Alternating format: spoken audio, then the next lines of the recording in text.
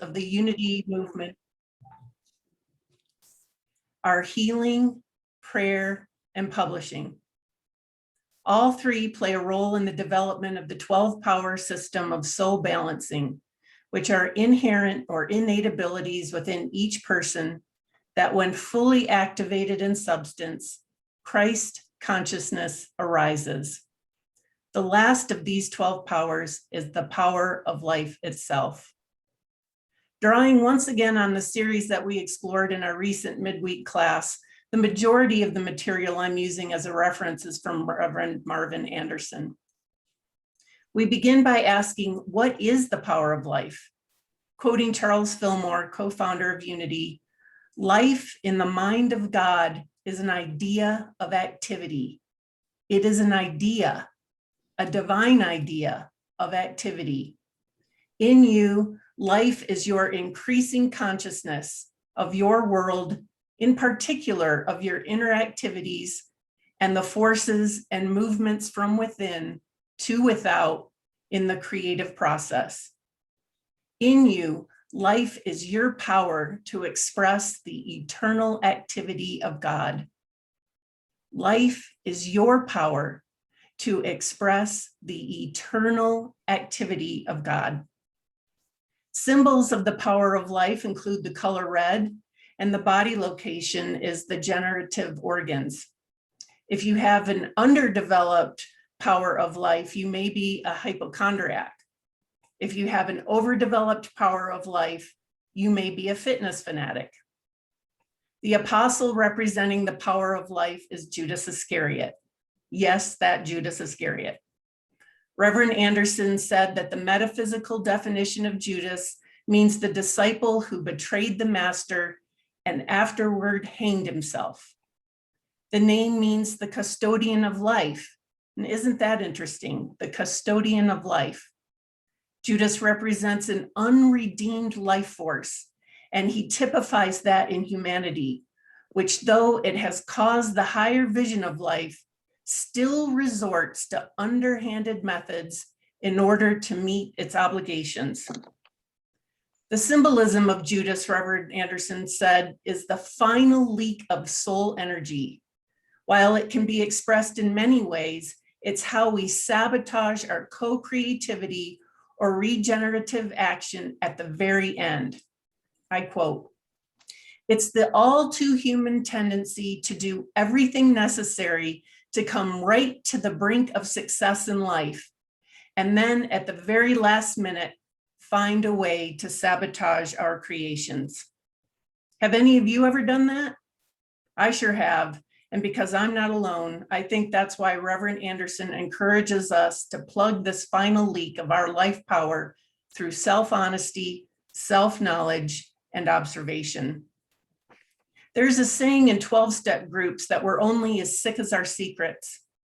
The metaphysical implication is that we can't get away with those things we could in earlier phases of our spiritual development.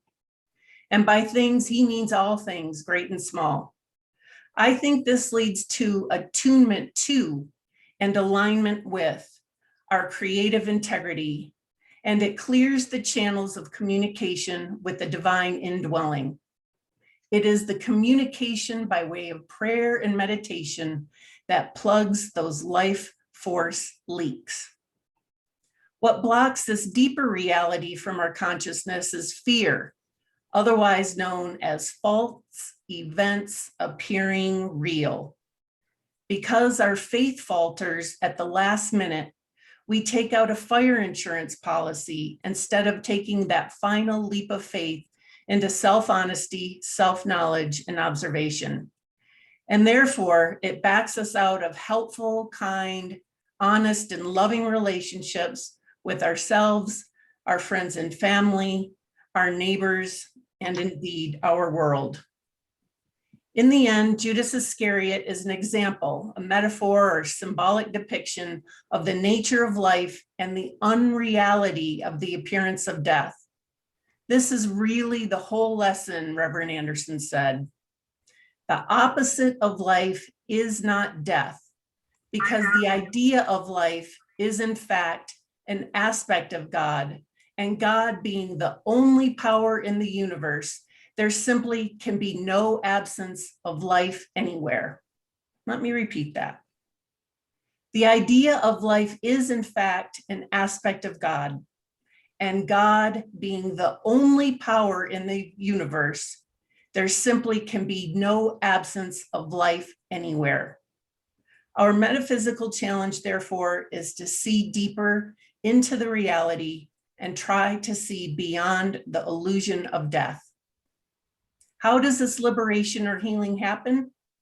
According to Marvin Anderson, the Fillmores started the unity movement, and the metaphysical dimension of practical Christianity was to bring about a greater abundance of life in all forms of existence. Thus, their emphasis on the practical work of healing. There is a framework and a very simple technique that has been developed that can be applied to all the various needs of life, be it healing, prosperity, love, relationships, whatever it might be.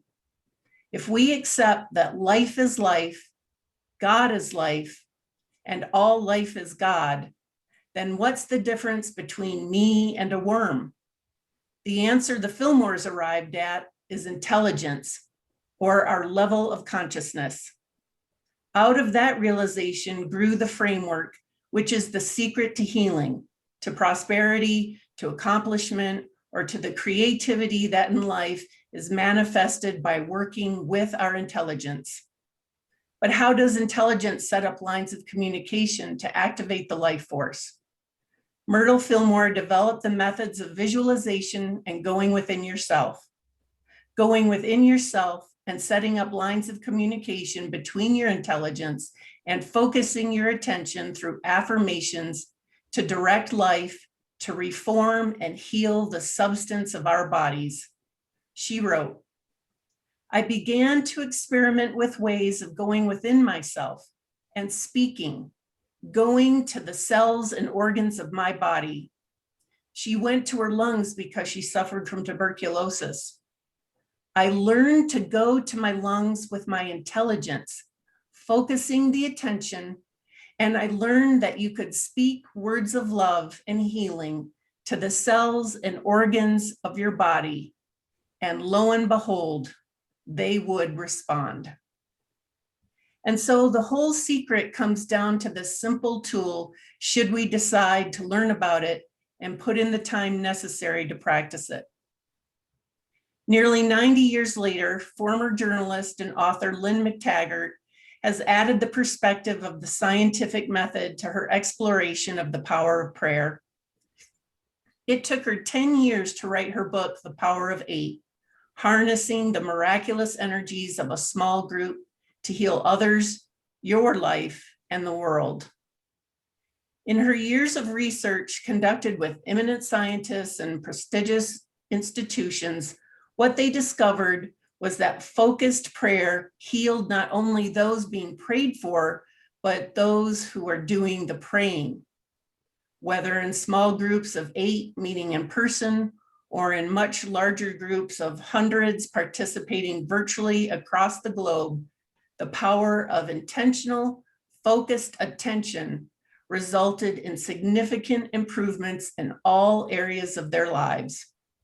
According to Lynn McTaggart, of the 30 experiments conducted at the time of that writing, 26 have shown significant positive effects. She wrote, no prescription drug has that kind of consistent track record.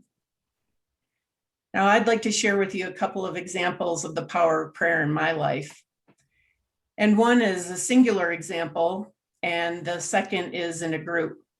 So the first personal example I have is several years ago, I traveled to Zion National Park in Utah. And at Zion National Park, they have an internal transportation system. So you park your car at a main parking lot, you get on the little internal bus, and it takes you to different stops around the park. So you can explore the park, meanwhile keeping a lot of cars off the road. I realized after a long day of hiking and sightseeing and loving the environment that I was in, I got back to my car and I had lost the heritage diamond ring that my mother had given me. I prayed hard. I prayed for an intuitive thought that I might have some idea in all the areas of the park that I had been in that day, I might remember where that ring was or is. And I remembered, an intuitive thought came. I remembered being at the first stop, laying down on a bench. And I wondered if that ring was just sitting in plain view under that bench. I jumped back on the internal shuttle, drove to that first stop. After all day, walked to that bench, and under that bench laid that sparkling diamond ring. Oh, it gives me chills to even tell you about it. So there's the personal power of prayer, and the healing certainly came in the healing of my own personal sense of anxiety, but it probably healed the relationship with my mom had I had to admit to her that I had lost this heritage diamond ring. The second example is about a friend of mine and her sister. This is a much more recent example. The sister had developed COVID and she was hospitalized for it. So she was quite ill, but she recovered. They sent her home and she was home for a good 10 days before she relapsed. Now she had to return to the hospital and she was much worse in condition. She worsened very rapidly and they found that she had sepsis. Well, after a short time, her diaphragm stopped working and she could no longer breathe on her own. And so they had to hook her up to a ventilator. Now, after a few days, the doctors said that she would no longer be able to breathe on her own. And she's probably around my age, maybe a couple years older. So I would just say late 50s, early 60s. And everything else about her had recovered. And the doctors had asked her to fill out an end of life form, wherein we can say what our final wishes are. Do we want to be kept on life support? Do we want extraordinary measures taken? And while her family members were thinking she would sign the paper so that she wouldn't be kept on life support for the rest of her life, she did sign it. She wanted to continue on, knowing that the doctors had said she would spend the rest of her life on a respirator,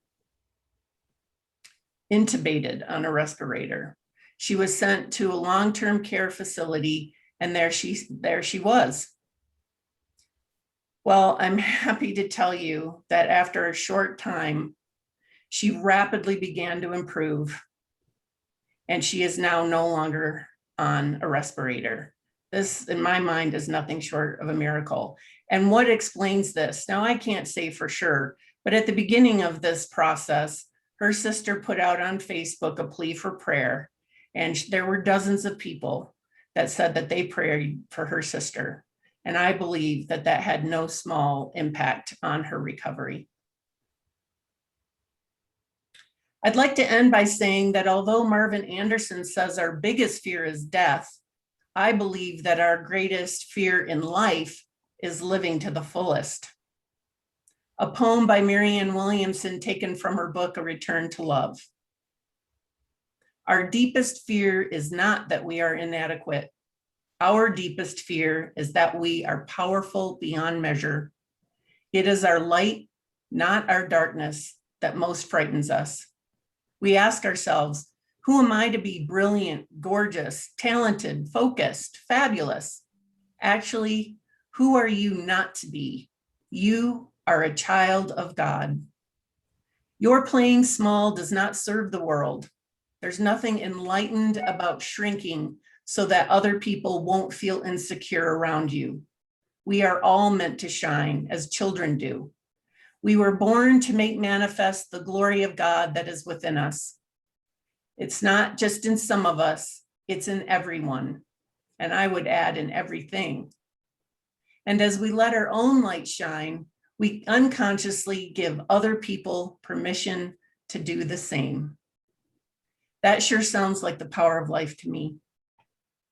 Jesus' own healing ministry and his call to us to do these things and even more has been largely left behind in mainstream Christianity.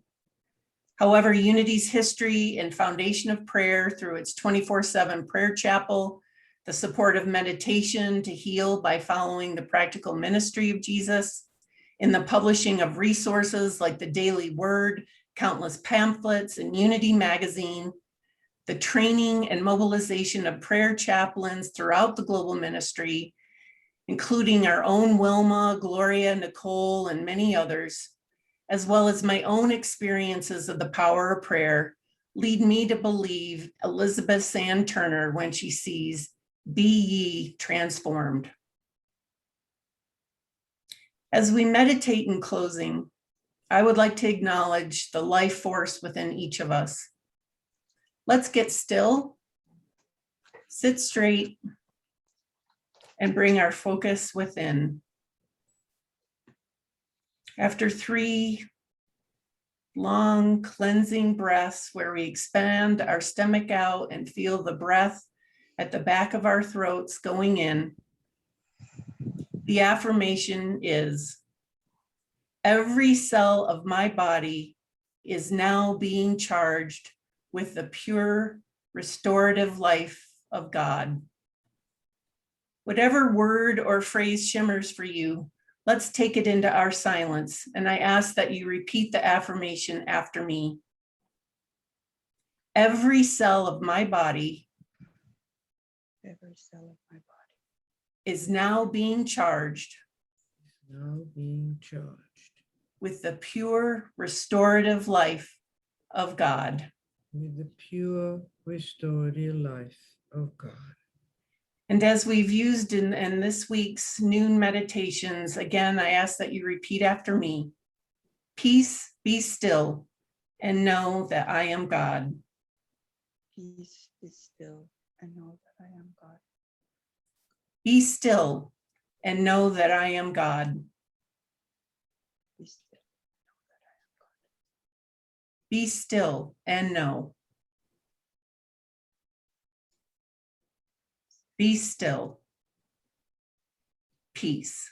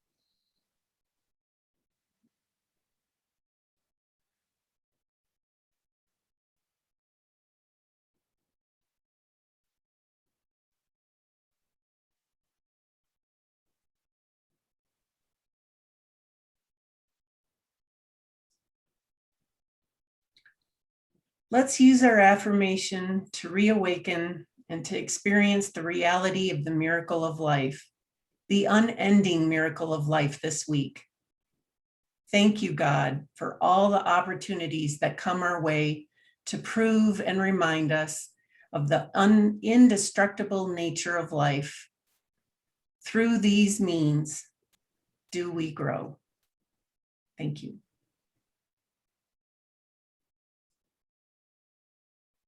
Thank you. Thank you very much. I'm pausing now.